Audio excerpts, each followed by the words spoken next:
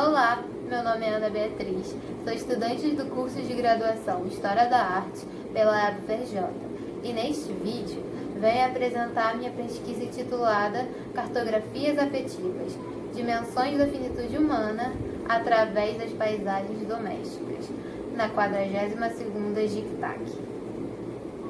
Vale ressaltar que essa pesquisa é fruto dos exercícios propostos da disciplina Paisagens Fúnebres, ministrada pelo professor Rubens de Andrade no ano de 2020.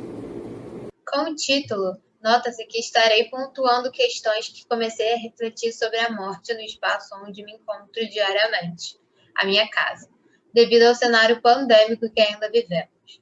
Quando digo em cartografias afetivas, estou me referindo a uma perspectiva de criar relações potencialmente sentimentais a mim, nos ambientes que estou envolvida.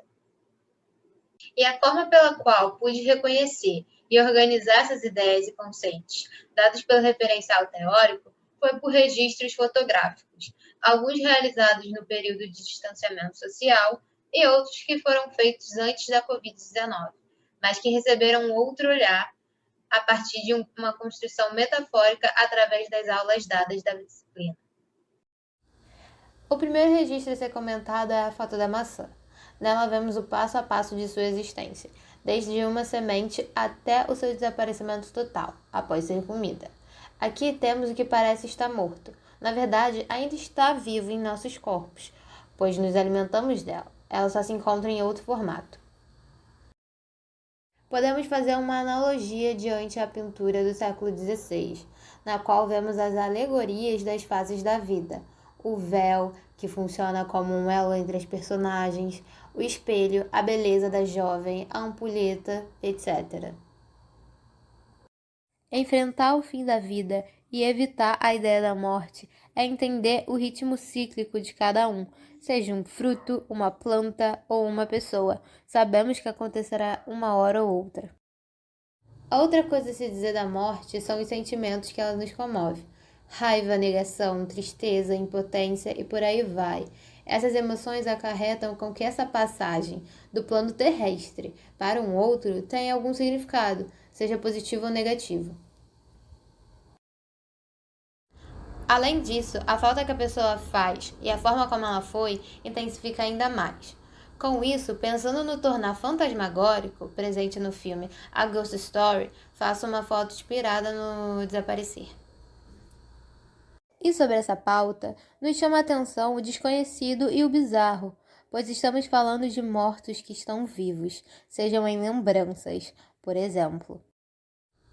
No exercício 3, podemos pensar em símbolos e escritos religiosos, principalmente de cunho judaico-cristão.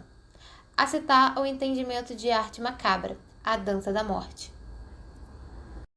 Questões dogmáticas sobre a finitude humana relativas à sociedade, na qual o uso de imagens pedagógicas levantavam a distinção de céu e inferno, prazer e dor, para que as pessoas tivessem consciência da iminência da morte.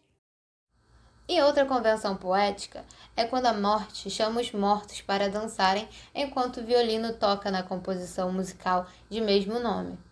A morte é onipresente e era entendida como um destino coletivo. E por último, as concepções de espaço cemiterial e as inúmeras possibilidades, seja em uma caverna, cobrindo o corpo com pedras, ou em jardim de uma igreja, ou subsolo, entre outros, como o caso de uma lixeira. Estamos falando de uma evolução topológica e morfológica do cemitério de orientação ideológica, isto é, o tratamento com os corpos, os ritos, formas de culto de memória, etc. O cemitério nasce para designar um espaço funerário coletivo. Uma observação sobre a lixeira é que nela podemos ressuscitar algo, entre aspas. Portanto, este vídeo é um panorama da minha perspectiva diante da morte, durante esse curto período do tópico especial, ressaltando que a morte é a certeza da vida, mesmo que seja contraditória. Em 2020, ela foi a realidade de muitos, drasticamente, e com este trabalho, quis levantar esse lado extremamente pessoal meu a ela. Falar sobre a morte, de forma abstrata ou específica, é um lembrete da nossa própria morte. Por isso, com as imagens que eu trouxe, Tive a chance de mapear a morte em minha vida e como a encarei.